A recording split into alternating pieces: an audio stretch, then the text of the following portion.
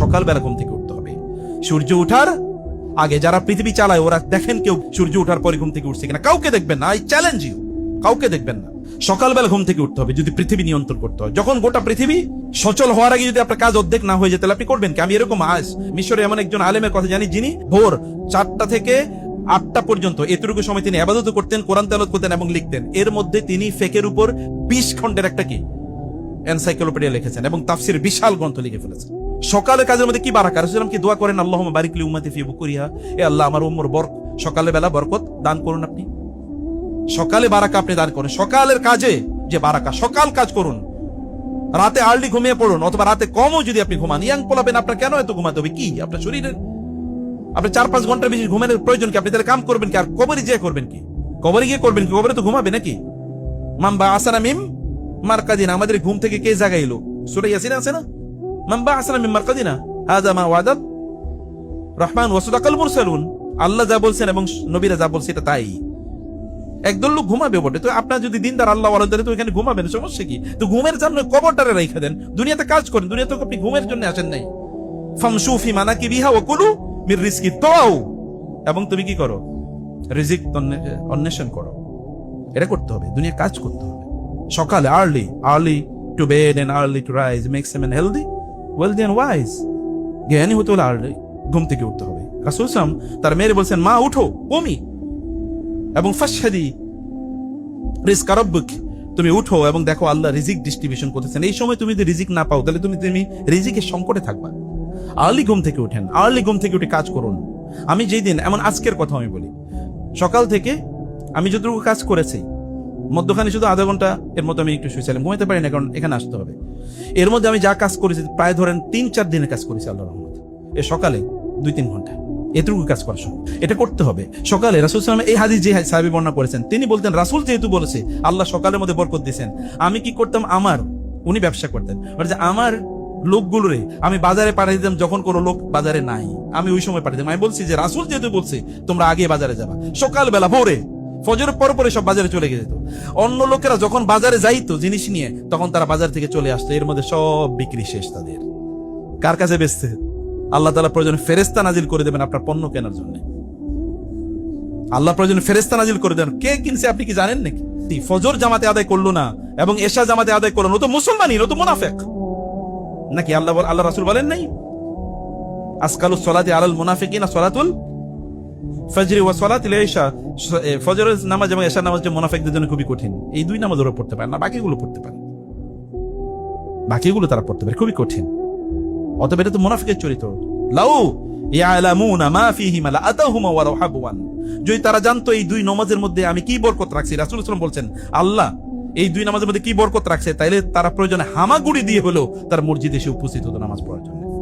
হামাগুড়ি মানে কি? হাইটা আসতে পারতেছে না, তারপর তারা হামাগুড়ি দিয়ে এরকম হাতের উপর ভর করে তারা আসছে মসজিদে সালাত আদায় করার জন্য। আর যে সকালবেলা ঘুমিয়ে থাকে, ঘুম থেকে ওঠে না, শয়তান তার 2 কানে কি করে? কথা বলছেন ইয়াংরা, ভালো করে শুনেন। শয়তানের পেশাব নিয়ে যেগুলো চলে, ওটার চেয়ে মানে তার চেয়ে নাজাসাত, অপবিত্র, খবিশ আর কে আছে বলেন? ও তো খবিশ আকারে ঘুম থেকে সকালবেলা উঠছে। আর আপনাদের ঘরে যারা আছে, এই যে বুড়োরা আছেন, আপনাদের ঘরে কোনো বাচ্চারা সকালবেলা ঘুম থেকে উঠে নাই, ফজর পড়ে নাই, ওই বাচ্চা আপনার ঘরে থাকে কিভাবে? আর আপনার রান্না খায় কিভাবে? অথবা আপনার ইনকাম খায় কিভাবে? আপনি কি মুসলমান না?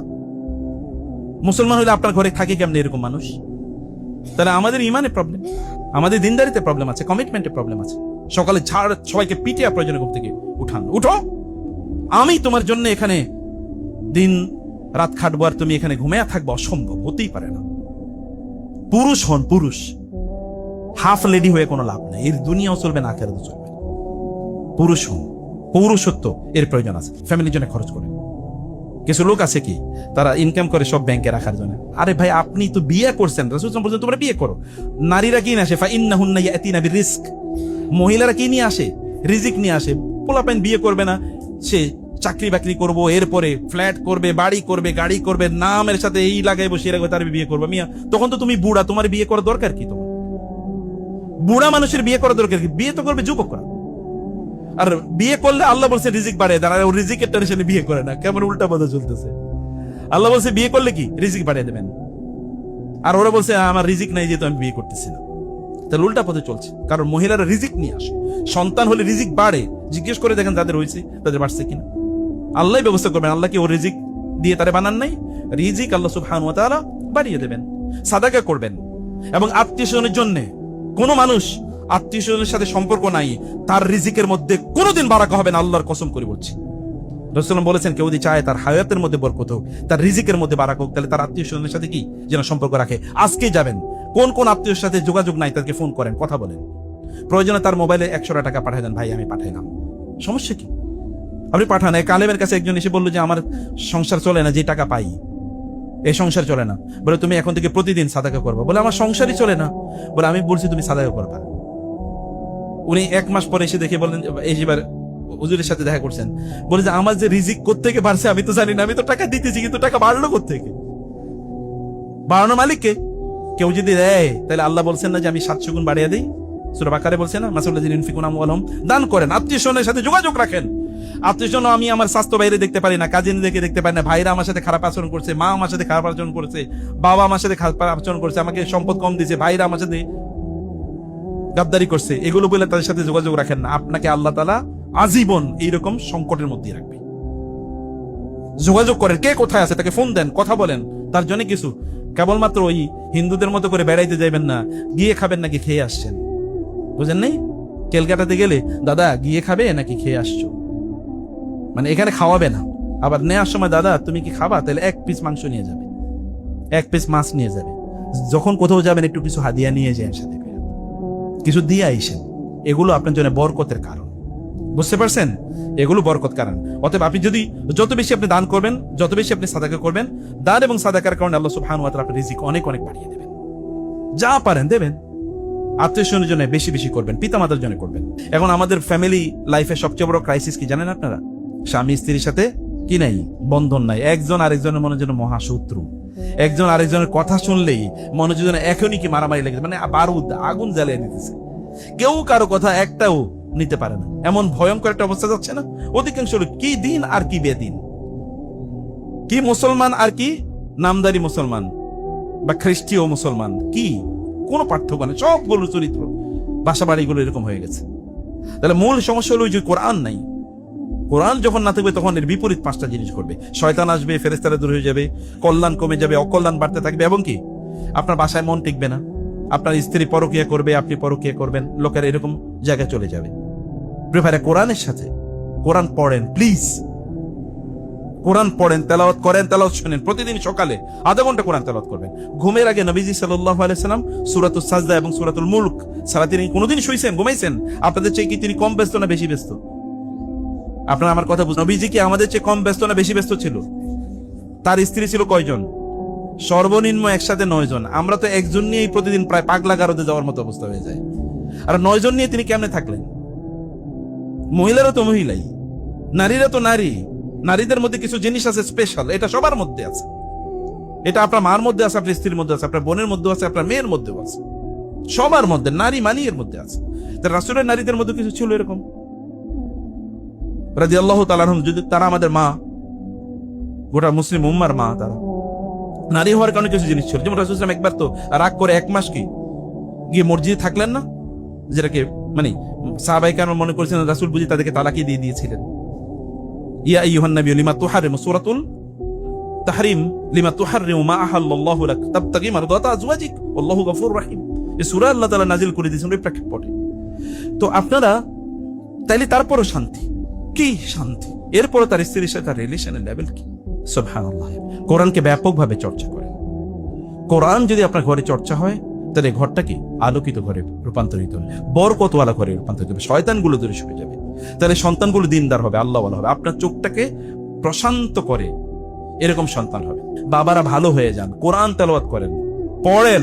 বাবারা কোরআন পড়েন, কোরআনের চর্চা করেন, কোরআনের তাফসির পড়েন, কোরআনের তেলাওয়াত পড়েন, কোরআনের তেলাওয়াত শুনেন, এবং দেখেন আপনার ঘর আল্লাহ তাআলা বরকত দিয়ে ভর্তি করে দেবে। আপনি সারাদিন দৌড়েও কিছু করতে পারবেন না। দৌড়ে কি কিছু করা যায় নাকি? আপনার কথা বুঝেন নাই? ইয়াং জেনারেশন ভালো করে শুনেন। দৌড়ে কি কিছু করা যায়? দৌড়ে কিচ্ছু করা যায় না। ওই যারা অফিসারদের বসে থাকে ওরাই পৃথিবী চালায়। যারা দৌড়ায় ওরা দেখেন কি করে। যারা দৌড়ায় তারা করে কি হয় রিক্সা চালাইবে, অথবা কি ট্রাকের ড্রাইভার হবে, এর বাইরে কি, অথবা কুলিগিরি করবে, দৌড়াবে। আর আপনি দেখেন যারা চালায় ওই হয়তো এয়ার কন্ডিশনের পিছনে নিচে বসে আছে, ওই পৃথিবী চালাইতেছে।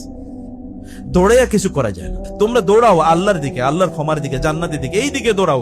রিজিকের মালিক আমি, আমি তোমাকে রিজিক দিয়ে ভরপুর করে দেব।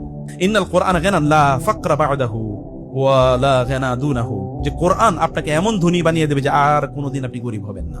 কারণ আপনি বলবেন কোরআন পড়ার কারণে কেমনে ধনী হয়? সম্পদের মালিক যিনি, তিনি আপনাকে চাইলে ধনী বানিয়ে দিতে পারেন না? পারেন কিনা? আচ্ছা, এই যে এত লোকেরা যারা এত টাকা পয়সার মালিক হলো, কিভাবে মালিক হয়েছে বলেন তো? কিভাবে মালিক হয়েছে? সুলাইমান আলাইহিস সালামকে রাজত্ব কে দিয়েছে? জুলকারনাইনকে রাজত্ব কে দিয়েছে? ওমরকে রাজত্ব কে দিয়েছে রাদিয়াল্লাহু তাআলা আনহু? ওসমান রাদিয়াল্লাহু তাআলা, আবু বকরকে কে দিয়েছে রাজত্ব? আচ্ছা, যারা অন্যান্য যারা সম্পদ অর্জন করেছে, কে তাদেরকে দিয়েছে? আল্লাহ কারুনকেও দেয়, আবার কাকে? সুলাইমান আলাইহিস সালামকেও দেয়। কিন্তু কারুনের আবার মাটির নিচে ডুবিয়ে দেয়, আর সুলাইমান আলাইহিস সালামকে একেবারে আসমানের উপরে উঠিয়ে দেয়। ইয়ারফাউল্লাহু আল্লাযীনা আমানু মিনকুম ওয়াল্লাযীনা উতুল ইলমা দারাজাত। আল্লাহ সুবহানাহু ওয়া তাআলা মর্যাদার মালিক।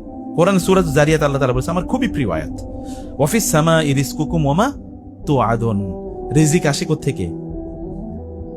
কথা বুঝেন না? রিজিক আসে কোত্থেকে? আসমান থেকে রিজিকের বরাদ্দ আসে। প্ল্যান হয়, বাজেট হয় কোথায়? পৃথিবীর বাজেট হয় পার্লামেন্টে, আর এই জগৎবাসীর, আপনার দেশের বাজেট হয় পার্লামেন্টে, আর গোটা মানব জাতি না, যেটা সৃষ্টি করে বাজেট হয় কোথায়? আসমানে। অতএব যিনি আসমানে, যিনি বরাদ্দ করেন, কারে কতটুকু দেবেন তার সাথে ধন্না দেয়া লাগবে না? ওয়াফিস সামাই রিজকুকুম ওয়া মা তুআদুন ফাওয়ারাব্বিস সামাই ওয়াল আরদ। আসমান এবং জমিনের রবের শপথ করে বলছি, আল্লাহ নিজেই বলতেছেন, তিনিই তো রব। তিনি বলছেন, আমি আসমান এবং জমিনের রবের শপথ করে বলছি, ইন্নাহু লাহাক্কুন, এটা সত্য। মিসলামা আনতুম তানতাকুন, তোমরা যেমন কথা বলো সত্য, এটা এরকম সত্য। সুবহানাল্লাহ, কি পাওয়ার এই কথার! পাওয়ার কি! এই কারণে আপনাকে আসমানবাসীর কাছে আপনাকে রিজিক চাইতে হবে। আসমানবাসীর কাছে রিজিক চাইতে হবে আপনাকে। পাখিগুলো রিজিক কে দেয়? প্রাণীগুলো রিজিক কে দেয়? মাছের রিজিক কে দেয়? তিমি মাছের রিজিক কে দেয়? তিমি কি পরিমাণ খাবার খায় জানেন আপনারা? একটা তিমি যে পরিমাণ, মানে এটা একদম ছোট ছোট চিংড়ি মাছ বলে, ছোট একেবারে চিংড়ি, ছোট। এই চিংড়ি হলো ওর খাবার। মাছ কত বড়, কিন্তু খাবার দিছে কি আল্লাহ? ছোট। যে তুই গায়ে গতরে বড় হইতে পারস, কিন্তু তোরে আমি খাওয়াবো সবচেয়ে ছোটটা, যেন তোর মধ্যে অহংকার ডেভেলপ না করে। দেখছেন না? ক্রিট এরকম একটা, মানে এটা সমুদ্রের গভীরে পাওয়া যায় একেবারে, আপনি দূরবীন দিয়ে খুঁজে বের করতে হবে। এরকম চিংড়ি মাছ খায়, এর বাইরে বেশি খাইতে পারে না, ওর হজমই হয় না। কিন্তু ও যা খায় তা কয়েক টন, প্রায় 8 টন, মানে কয়েকটা ট্রাক দিয়ে ভর্তি করে নিতে হবে একবারে। সে যা খায়, এই খাবার কে দিচ্ছে? আল্লাহ সুবহানাহু ওয়া তাআলা দেন নাই? ঈগল উড়ে আকাশে, কিন্তু তার খাবারটা কোথায়? সমুদ্রে। আল্লাহ তাআলা তারা এমন চোখ দিয়ে দিয়েছে, আকাশ থেকে দেখতে পায় তোমার খাবারটা এখানে আছে। তাহলে আল্লাহর উপর আপনার তাওয়াক্কুল থাকলে তো কোনো সমস্যা নেই। আপনার কাজ আপনি করে যান, কিন্তু তাওয়াক্কুল রাখবেন কার সাথে? রশি বেঁধে রাখেন আল্লাহর সাথে, আর আপনার কাজ আপনি করতেই থাকুন। আল্লাহর সাথে কানেকশনটা লুজ করেন না। লুজ করলে দুনিয়াও যাবে, খাসিরাত দুনিয়া ওয়াল আখিরা, দুনিয়াও শেষ আখিরাতও শেষ। কেউ একজন এসে রাসূল সাল্লাল্লাহু আলাইহি ওয়াসাল্লামকে জিজ্ঞেস করলেন, ইয়া রাসূল, আমাকে নাসিহা করুন, আমি কি করব? তিনি বললেন, 1 নম্বর সিদকুল হাদিস ওয়া হিফজুল আমানা, তুমি সত্য কথা বলবা এবং আমানত রক্ষা করবা। তিনি বললেন, আমার আরো কিছু নসিহত দেন। তিনি বললেন, তাহলে তোমাকে আরো দুটো কাজ করার কথা বলি, সলাতুল লাইল ওয়া সিয়ামুল হাওয়াজির, তুমি রাতের বেলা রাতের নামাজ আদায় করবা, মানে তাহাজ্জুদ পড়বা, এবং খুবই গরমের দিনে রোজা রাখবা। তিনি বললেন, ইয়া রাসূল, আমাকে আরো কিছু নসিহত দেন। তিনি বললেন, কাসরাতুজ যিকর ওয়াস সালাতু আলাইয়া ফা ইন্নাহা তানফি আল ফাকর, তুমি বেশি বেশি আল্লাহ জিকির করবা, আমার উপর বেশি বেশি দুরূদ পড়বা, তাইলে আল্লাহ তাআলা তোমার দারিদ্র দূর করে দেবেন। রাসূলের উপর দুরূদ পড়লে আল্লাহ তাআলা দারিদ্র দূর করে দেন। উবাই ইবনে কাব বলেন, ইয়া রাসূলুল্লাহ, আমি যে দোয়া করি, দোয়ার মধ্যে আমার সময়ের, আল্লাহ তুমি আমার এটা দাও এটা দাও, এর মধ্যে 4 ভাগের 1 ভাগ সময় শুধু আপনার উপর দুরূদ পড়ি। বলে, ভালো, যদি বাড়াও তাহলে তোমার জন্য আরো ভালো। বলে, ইয়া রাসূলুল্লাহ, তাহলে আমার সময়ের 3 ভাগের 1 ভাগ দোয়া যে করি, দোয়ার 3 ভাগের 1 ভাগে শুধু দুরূদ পড়বো। বলে, ভালো, যদি বাড়াও তাহলে আরো ভালো। বলে, তাইলে অর্ধেক করবো? বলে, ভালো, বাড়াও আরো ভালো। বলে, তাইলে আমার দোয়ার মধ্যে আমি দোয়া যখন করব তখন শুধু দুরূদ পড়বো, আর কিচ্ছু পড়বো না, ইয়া রাসূলুল্লাহ। তিনি বলবেন, তাইলে তুমি যদি করো, তাহলে তুমি যত বাড়িয়ে দেবে, আল্লাহ তাআলা তোমার রিজিক আরো তত বাড়িয়ে দেবেন, তোমার টেনশন দূর করে দেবেন, তোমার গুনাহগুলো আল্লাহ ক্ষমা করে দেবেন। কারণ কি, হাদিসে এসে রাসূলুল্লাহ বলেছেন, কেউ যদি দুরূদ পড়ে একবার, তাহলে আল্লাহ তাআলা তাকে কয়টা রহম দেন? 10টা রহম দেন। তাহলে আপনি বললেন একবার, আল্লাহকে একবার চাইলেন, আল্লাহ তাআলা 10 গুণ আপনাকে দিবেন। কি পরিমাণ হইতে পারে? তাহলে দুরূদ পড়লেই তো যথেষ্ট। কিন্তু পড়তে হবে তো নাকি? এক লোকের তার 500 দিরহাম, তার হঠাৎ করে বড় বিপদ হয়েছে। এখন সে 500 দিরহাম দিনার, তৎকালীন গোল্ড কয়েন, সে একজনের কাছ থেকে ধার নিয়েছে, এক মার্চেন্ট ব্যবসায়ীর কাছে। কিন্তু পরে এটা তাকে ফেরত দেবে, আর ফেরত দিতে পারছে না। এখন ওই ব্যবসায়ী তারা ধরে নিয়ে গেছে কাজী বিচারকের কাছে। বিচারক বলছে, তুমি দিলা না কেন? বলে আমি তো দিতে পারিনি, আসলে এই প্রবলেম ছিল। না, তুমি দিতে হবে, তুমি তো ওয়াদা দিছো, কবে দেবা বলো, ওয়াদা দাও। বলে আগামীকাল দেবো। তো তুমি যে আগামীকাল এটা দিবা, তোমার খুঁজে পাবে কই? গ্যারান্টর দাও। বলে আমি কাকে পাবো, আমি তো কোনো গ্যারান্টর নাই। বলে গ্যারান্টর না দিলে তো মানতে পারি না, তুমি যে আগামীকাল আসবে এটার গ্যারান্টি কি? গ্যারান্টর লাগবে, একজন তোমার জামিন জিম্মাদার হবে। বলে আমি আল্লাহ রাসূলের জিম্মাদার বানালাম। বলে রাসূল জিম্মাদার বানালাম মানে এটা অবাক করার কথা। আমি রাসূলের জিম্মাদার, তো রাসূল জিম্মাদার কিভাবে হলো, কিভাবে হবে?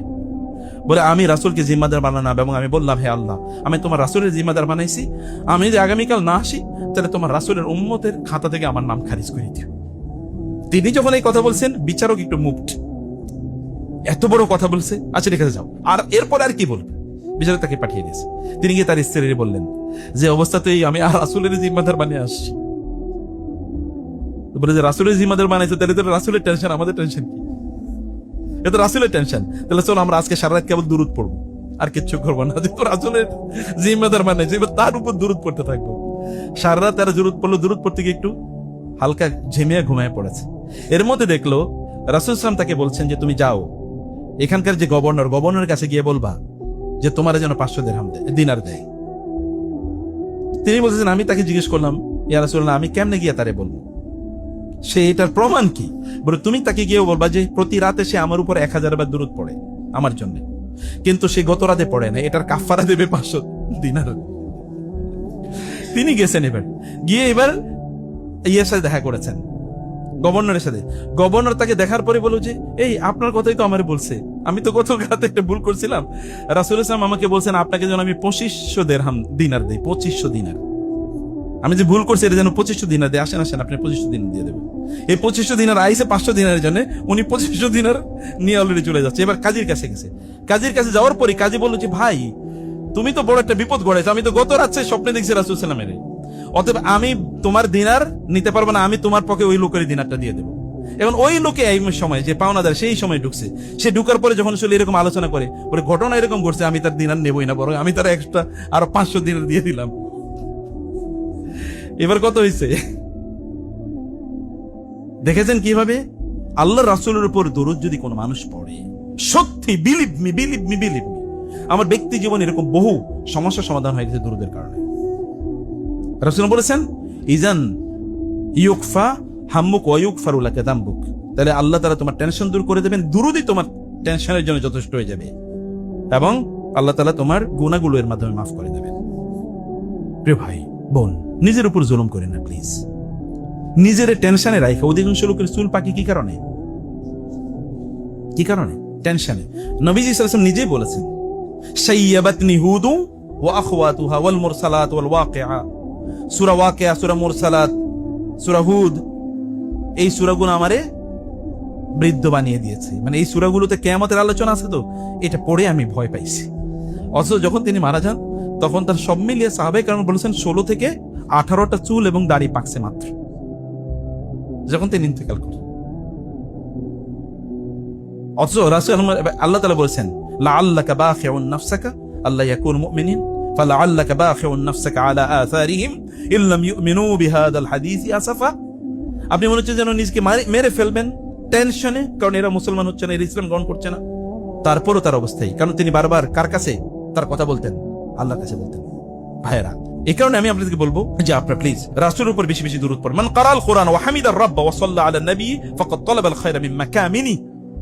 একটা বর্ণনা আছে, এরকম দুর্বল একটা বর্ণনা আছে, কেউ যদি আল্লাহর প্রশংসা করে, কোরআন তেলাওয়াত করে, রাসূলের উপর দুরূদ পড়ে, তাইলে সে মূলত সম্পদগুলো যেই জায়গায়, যেই মানে গুপ্ত ধন, যেই খাজানাগুলো, অর্থাৎ যেই ট্রেজারিতে এই সম্পদগুলো প্রিজার্ভ করা আছে, সংরক্ষণ করা আছে, ওই জায়গা থেকে সে মূলত এবার আহরণ করতেছে, তার মতো করে যা চাইতেছে ওইখান থেকে নিচ্ছে।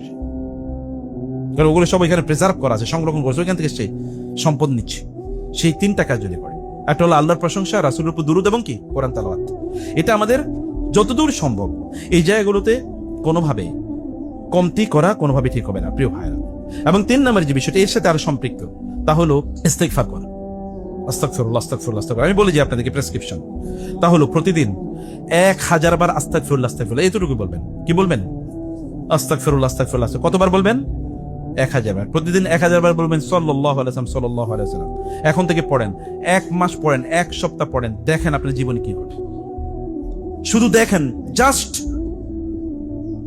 টেস্ট ইট, শুধু টেস্ট করেন, অন্য কাজ করবেন না। সব বন্ধ করে, মোবাইল আবারও বলছি এগুলো বন্ধ করে, সবকিছু ইন্টারনেট বন্ধ করে, বাসার বন্ধু বান্ধবের সাথে কথা, দরজা বন্ধ করে একেবারে কি করবেন বলেন তো? কি বলছি? আস্তাগফিরুল্লাহ কয়বার আর দরুদ কয়বার, এবং দেখেন কি ঘটে জীবনে, মিরাকল ঘটবে। আপনি বুঝতে পারেন কিভাবে এগুলো হচ্ছে। আমি তো এগুলো করি না, তাহলে হলো কিভাবে? কারণ আল্লাহ তাআলাই ওয়াদা দিয়েছেন, ফাকুল তুস্তাগফিরু রাব্বাকুম ইন্নাহু কানা গাফফারা ইউরসিলিস সামা আলাইকুম মিদরারা ওয়া ইমদিদকুম বিআমওয়ালিন ওয়া বানিন ওয়া ইয়াজআল লাকুম জান্নাতিন ওয়া ইয়াজআল লাকুম আনহারা মা লাকুম লা তারজুনা লিল্লাহি ওয়াকারা। তোমরা আল্লাহকে সম্মান দিচ্ছ না কেন? আস্তাগফিরুল্লাহ আস্তাগফিরুল্লাহ পড়ো, তাইলে তো আমি তোমাদের জমিনগুলো সম্পদ দিয়ে ভরপুর করে দেব। আল্লাহ তাআলা বলছেন তোমাদের সন্তান দিয়ে ভরপুর করে দেব, এমন সন্তান যে সন্তানের দিকে তাকাইলেই তোমার কি চোখ থেকে আনন্দের অশ্রু পড়বে। আমারে আল্লাহ তুমি এরকম সন্তান দিছো, আলহামদুলিল্লাহ। এটা তখন তুমি বলবা, তুমি আমারে কেন তুমি বলো না আস্তাগফিরুল্লাহ? কারণ যখন মানুষ ইস্তেগফার করে তখন আল্লাহ গুনাহ মাফ করে দেন, আর যখন আল্লাহ গুনাহ মাফ করে দেন তখন তো আল্লাহর বন্ধু হয়ে যায়। আর আল্লাহর বন্ধুরে কি আল্লাহ না খেয়ে মারবে নাকি? কি মনে হয় আপনাদের? আল্লাহর বন্ধুরা আল্লাহ কষ্ট রাখবেন কি মনে হয় আপনাদের? জিবরিল আলাইহিস সালাম কি রাসূলকে এসে বলেন নাই, আপনি আমাকে বলেন আল্লাহ পাঠাইছেন, আপনি যদি বলেন তাহলে উহুদ পাহাড়ের কি বানিয়ে দেব? সোনা বানিয়ে দেব। আপনি যদি বলেন তাহলে আসমান থেকে বৃষ্টি নাজিল হবে না, সোনা নাজিল হবে, সোনা স্বর্ণ। বলেন নাই জিবরিল আলাইহিস সালাম? কারণ কি? ওই যে ইস্তেগফার। তিনি প্রতিদিন কয়বার ইস্তেগফার পড়তেন? প্রত্যেক নামাজের পর 70 বার, 100 বার আস্তাগফিরুল্লাহ আস্তাগফিরুল্লাহ আস্তাগফিরুল্লাহ। 3 বার তো প্রথমে পড়তেন, এরপরে সাহাবায়ে কেরাম বলছেন আমরা গুনছি তিনি 70 বার পড়ছেন, 100 বার পড়ছেন, আমরা গুনতাম, এবং তিনি এই কথা বলেছেন। অথচ তার কোনো গুনাহ নাই। এইটা ইস্তেগফার কেবলমাত্র আপনার গুনাহ মাফ করে না, ইস্তেগফার আপনার সম্মান বাড়ায় এবং রিজিকের ঘাটতি সমস্যা সমাধান করে দেয়। যেমনি ভাবে দুরূদ করে, যেমনি ভাবে আল্লাহর প্রশংসা, সে কারণে আল্লাহর শুকর আদায় করবেন। যা পাইছেন তাই শুকর আদায় করেন প্লিজ। আপনারা বলতে পারেন আলহামদুলিল্লাহ? বলতে পারেন না? বলেন তো দেখি, বলতে পারেন কিনা? এটা একটু বেশি বেশি বললেন। যা আছে তাতে আলহামদুলিল্লাহ, কোনো অভিযোগ দিয়েন না। আলহামদুলিল্লাহ আলহামদুলিল্লাহ আলহামদুলিল্লাহ। আল্লাহকে বলেন না লাইন শাকারতুম লাযিদান্নাকুম ওয়া লাইন কাফারতুম ইন্না আযাবি লাশাদীদ। কেউ যদি শুকর আদায় করে আল্লাহ তাআলা কেবলমাত্র তার সম্পত্তি বাড়ান, আল্লাহ তাআলা তার জ্ঞানও বাড়িয়ে দেন। আপনি যদি চান যে আপনার জ্ঞান বাড়ুক তাহলে বেশি বেশি বলবেন আলহামদুলিল্লাহ আলহামদুলিল্লাহ। দেখবেন আল্লাহ তাআলা আপনার কোত্থেকে যে জ্ঞান দেবেন এটা আপনি চিন্তা করে। ফাফাহামনা সুলাইমানা ওয়া কুল্লান আতাইনাহু হুকমান ওয়া ইলমা। আমি সুলাইমানের নিজে শিখাইছি। আল্লাহ বলছেন ওয়া আল্লামা আদামাল আসমাআ কুল্লাহা। আদম আলাইহিস সালামকে শিখাইছে কে? রাসূল সাল্লাল্লাহু আলাইহি ওয়াসাল্লাম বলেছেন আদ্দাবানি রাব্বি ফাআসানা তা'দিবি। আমারে আমার রব শিখাইছে। আমার গুরুকে, আমার শিক্ষককে আমার রব আল্লাহ আমাকে শিখিয়েছেন। জ্ঞান দেন। খিদর আলাইহিস সালামকে জ্ঞান কে দিয়েছেন? আল্লাহ করেছে। ওই সূরা আছে না, সূরা কাহফে, ফাওয়াজাদা আবদাম মিন ইবাদিনা আতাইনাহু রাহমাতাম মিন ইলমিন ইনদিনা ওয়া আল্লামনাহু মিন লাদুন্না ইলমা। আমি তারে শিখাইছি, আল্লাহ বলছেন। তাহলে জ্ঞান দেওয়ার মালিক কে? জ্ঞানের মালিক কে? তিনি। জ্ঞান দেনও তিনি। তিনি আপনাকে, আপনি শুকর আদায় করেন, দেখেন তিনি আপনাকে কিভাবে জ্ঞান বাড়ায় দেন। বলেন আলহামদুলিল্লাহ আলহামদুলিল্লাহ আলহামদুলিল্লাহ বলতে থাকেন। আল্লাহ সুবহানাহু ওয়া তাআলাকে ফাঁকি দেয়া যায় না। আপনি আসলে ফাঁকি দিচ্ছেন নিজকে। নিজকে ফাঁকি দিয়ে আপনার লাভ কি? আপনার শেষ, দুনিয়াও শেষ, আখিরাতও শেষ। এবং প্রিয় ভাইরা, এরপরে যেটা বলতে চাই তা হলো আপনি বেশি বেশি মৃত্যুর কথা মনে করবেন। মৃত্যুর কথা, যে এরপরে কি হবে, আখিরাতের কথা যদি কোনো মানুষ মনে করে, রাসূল বলেছেন কেউ যদি আখিরাতকে প্রাধান্য দেয় তাহলে আল্লাহ তাআলা এই দুনিয়াকে আল্লাহ তাআলা তার পেছনে ছুটিয়ে দেন। যা তুই দুনিয়া তার পেছনে ঘুর, তার গোলামের মতো করে চল। যদি কেউ আখিরাত কেন্দ্রিক চিন্তা করে, বুঝেন না কথা? বুঝতে পারছেন? এই যুবকরা কি বুঝতে পারছেন? আপনারা কি করতে হবে? আখিরাত কেন্দ্রিক চিন্তা করতে হবে। চিন্তা করুন আখিরাত নিয়ে। মানুষ যে যত বেশি দেখবেন রাষ্ট্র প্ল্যান নেয় 5 বছরের, যারা যত বড়, যেমন এখন ইহুদিরা আগামী 10 বছর পরে কি হবে ওই প্ল্যান ওরা নিয়ে রাখছে, আর আমরা আগামীকাল কি হবে এটাই জানি না। এটা নিয়ে আমাদের কোনো প্ল্যান নাই, আছে নাকি? গোটা মুসলমান উম্মারই আগামীকাল কি হবে এটা নিয়ে কোনো প্ল্যান নাই, আর ইহুদিরা 10 বছর পরে কি হবে এটা নিয়ে প্ল্যান করছে। এ দেখেন না, এআই সারা পৃথিবী নিয়ন্ত্রণ করতেছে। 3 বছর আগে কেউ জানছে যে এরকম একটা, এখন ওরা এআই না, এখন দেখেন না ওই যে কয়েকদিন আগে এলন মাস্ক বলেছে 10 বছর পরে পৃথিবীতে টাকা বলতে কোনো জিনিস থাকবে না, কারেন্সি বলতে কোনো জিনিস থাকবে না। আপনারা এখন দেখেন এই যে আপনারা যে বিভিন্ন ধরনের মোবাইল অ্যাপসে টাকা পাঠান না, পাঠান কি? টাকা পাঠান নাকি? কি পাঠাই আমরা? ডিজিট পাঠাই। কি ডিজিট? এখন দেখেন আমরা এই যে ব্যাংকিং, ইন্টারনেট ব্যাংকিং যে করি, আসলে পাঠাই কি ডিজিট। কেউ কোনোদিন টাকা নিয়ে যাইতেছে, এখন আর কোথাও যায় না। ডিজিট, এই ডিজিটের কথা ওরা কয়েকদিন, ডিজিটালাইজেশন ওরা কয়েকদিন আগে 3-4 বছর আগে বলছে ডিজিট। আমরা এখন দেখি আসলেই সব ডিজিট হয়ে গেছে, কোনো টাকা পয়সা নেই কারো হাতে। কিছুদিন পরে তাই হবে। ওরা এটা নিয়ন্ত্রণ করতেছে, আর আমরা সব খাই আর ঘুমাই আর টয়লেটে যাই আর খেলা দেখি। কি জাতি! চিন্তা নাই, ভাবনা নাই, কোনো চিন্তা। আপনারাও তো চিন্তা করেন না, আপনারা তো ভাবেন না, তাহলে ভাববে কারা? চিন্তা করবে যারা চিন্তা করে, তারাই পৃথিবী নিয়ন্ত্রণ করে। যারা চিন্তা করে তারাই কি পৃথিবী নিয়ন্ত্রণ করে, মনে রাখবেন। এই কারণে বলা হয় থিঙ্কার, চিন্তাবিদ। চিন্তাবিদরাই পৃথিবী নিয়ন্ত্রণ করে। চিন্তা করেই দেখেন, আপনি চিন্তা করেই দেখেন আল্লাহ তাআলা কিভাবে দুয়ারগুলো উন্মুক্ত করে দেয়। তাহলে চিন্তা করতে হবে আখিরাতে, লং টার্ম ভিশন, যে এখন থেকে 20 বছর পরে কি করবো। আপনারা যে ইয়াংরা চিন্তা করেন, আমি এখন থেকে 20 বছর পরে আমার এলাকার সবচেয়ে বড় ধনী মানুষ আমি হতে চাই, এবং আমার এলাকায় সহিহ আকীদার সবচেয়ে বড় মসজিদ আমি নির্মাণ করতে চাই। আমি একটা মসজিদ নির্মাণ যেখানে আমি 10 কোটি টাকা দেবো, এরকম নিয়ত আপনি করতে পারেন না? আপনি কি ফকিরের মতো নিয়ত করেন কেন? আল্লাহ তো দেখেই লোকটা ফকিরের মতো চিন্তা করে, ওরে আমি ধন দিবই না, সম্পদ দিবই না, কিন্তু ও নিজেই ফকির, মনের দিক থেকে ফকির। যে মনের দিক থেকে ফকির, ওরে আল্লাহ দেবেন নাকি? আপনি মনের দিক থেকে ধনী হতে পারেন, আল্লাহ তুমি আমাকে দাও, আমি দেবো, এবং তার জন্য চেষ্টা করেন। বড় ড্রিম হাই, অনেক বড় স্বপ্ন দেখা লাগবে, অনেক বড় চিন্তা করতে হবে, এবং অনেক বড় সিদ্ধান্ত নিতে হবে। আখিরাত কেন্দ্রিক কেউ যদি চিন্তা করে, আল্লাহ তাআলা সম্পদ, তার সব কাজগুলো আল্লাহ গুছিয়ে দেন। জাআলাল্লাহু গিনাহু ফি কলবি, আল্লাহ তাআলা তার অন্তরকে ধনী বানিয়ে দেন। ফলে সে অন্তরের দিক থেকে, প্ল্যানের দিক থেকে, পরিকল্পনার দিক থেকে, চিন্তা চেতনার দিক থেকে সে কি হয়? বুদ্ধিজীবী হয়ে যায়। বুদ্ধিজীবী হওয়ার কারণে, আসলে তো বুদ্ধিওয়ালারই পৃথিবী নিয়ন্ত্রণ করে। টাকা পয়সা তো বুদ্ধির কারণে যায়। টাকা পয়সা কি পরিশ্রমের কারণে যায় নাকি? আপনার কথা বুঝেন নাই। টাকা পয়সা কি পরিশ্রমের কারণে যায়? তাহলে জান তো, এখানে খেতে কাম করেন তো দেখি 10 ঘন্টা, কয় টাকা পাবেন? 1000 টাকা পাবেন, নাহলে 1000 টাকা পাবেন 10 ঘন্টা কাজ করে, নাহলে 2000 টাকা পাবেন। তাতে কি আপনি কি 1000 কোটি টাকার মালিক হয়ে যেতে পারবেন না? কেউ দেখেন, কেউ একটা চিন্তা করছে, কোন একটা ইনিশিয়েটিভ নিছে, নিয়ে এখন গোটা পৃথিবী সে চালাইতেছে, চালাচ্ছে না? এখন গুগল দিয়ে আপনি দেখেন গোটা পৃথিবী চলতেছে। ও তো একটা অ্যাপসই বানাইছে। উবার গোটা পৃথিবী চালাচ্ছে, একটা অ্যাপস। এর বাইরে কি এটা বলেন? একটা অ্যাপসই তো, নাকি? অ্যাপস বুঝেন তো আপনার? এর বাইরে কি? একটা ফেসবুক, এটা অ্যাপসই তো, এর বাইরে কি? এই যে আপনারা জানেন যে এই যে আলিবাবা, একটা অ্যাপসই তো। অথবা যে আপনারা বলেন ওই যে মানে অ্যামাজন, একটা অ্যাপ ছাড়া এর কি? অ্যাপ ছাড়া আর কি? কিন্তু এই অ্যাপসটা দিয়ে সারা পৃথিবী নিয়ন্ত্রণ করতেছে না তারা? এই পাঠাও অ্যাপ ছাড়া কি? কিন্তু ও দেখেন না, প্রতিদিন সে কত 100 কোটি টাকা ইনকাম করতেছে। উবার কত 100 কোটি টাকা। আমি এগুলো নাম বললাম, এগুলো পপুলার তো এমনি, আমি কইলেও পপুলার, না কইলেও পপুলার। আপনারা এগুলোর ধনী বানাইতেছে, কিন্তু আপনারা কিছু করবেন, আপনারা কেবলমাত্র ওগুলোতে চালাবেন। কিন্তু আপনারা নিজে চিন্তা করুন, ভাবুন যে না, আমার করণীয় কি, বলেন আমি কি করতে পারি। যদি বারাকা পেতে চান, তাহলে শরীরকে সুস্থ রাখতে হবে। অধিকাংশ মুসলমানই শারীরিকভাবে অসুস্থ, তাই না? অধিকাংশ মুসলমান কি শারীরিকভাবে অসুস্থ, আর ওরা দেখেন শারীরিকভাবে কি শক্তিশালী। আর অধিকাংশ অসুস্থ কারণ কি? খাবে হলো হচ্ছে ওই যে ফুটপাতের খাবার, এটাই তার কাছে মজা লাগে। স্ট্রিট ফুড নাম দিছে কি? Street food. আর ওই স্ট্রিট ফুড যে বানাই দিয়েছে, ও যে ঘাম দিয়ে টয়লেট এবং পেশাব ধৈরেই যে বানাই দিয়েছে, এগুলি খায়। এর মধ্যে আল্লাহ তাআলা জমিনের যে উৎপাদন তার জন্য দিয়েছেন, জমিনের আমি তোমা খাও, কুলু মিম্মা আখরাজনা লাকুম মিনাল আরদ, আমি জমিন থেকে তোমাদের জন্য যা উৎপাদন করছি এটা খাও, আল্লাহ বলছেন। আর আপনি খান যে ফ্যাক্টরিতে বানাই গেলি, তাহলে আপনি শরীর সুস্থভাবে থাকবেন কি? আপনি সিদ্ধান্ত নেন, আমি ফ্যাক্টরির কোনো জিনিস খাবো না। কথা বুঝেন নাই? বলে আপনি আমাদের কথা বলে যান, আমরা আমাদের স্টাইলই চলবো, নাকি? ফ্যাক্টরি কোনো খাবার খাবেন না, এটা সিদ্ধান্ত নেন। আমি ফ্যাক্টরি কোনো খাবার খাবো না, আমি যেগুলো মাটি থেকে উৎপাদন এগুলো খাবো। কারণ আল্লাহ আপনার মাটির শরীর বানাইছে, মাতা আল্লাকুম ওয়ালিআনআমিকুম। আওয়ালাম ইয়ারাউ আন্না নাসুকুল মাআ ইলাল আরদিল জুরজি ফানুখরিজু বিহি জারআন তাকুলু মিনহু আনআমুহুম ওয়া আনফুসুহুম আফালা ইউবসিরুন আফালা ইয়াসমাউন। আল্লাহ বলেছে, ওরা কি দেখে না আমি আসমান থেকে পানি পাঠাই এবং জমিন বৃষ্টি দিয়ে উর্বর করে দেয়, সেখানে ফসল হয়। এই ফসল তাদের জন্য এবং তাদের কি গবাদি পশুর জন্য। ওরা কি শুনে না আমার কথা? আল্লাহ তাআলা বলছেন। প্রিয় ভাইরা, আল্লাহ তুমি আমাদের রিজিকের মধ্যে অনেক বারাকা দাও, আমাদের সকল সংকটগুলো দূর করে দাও এবং আমাদের টেনশনগুলো দূর করে দাও। আমিন।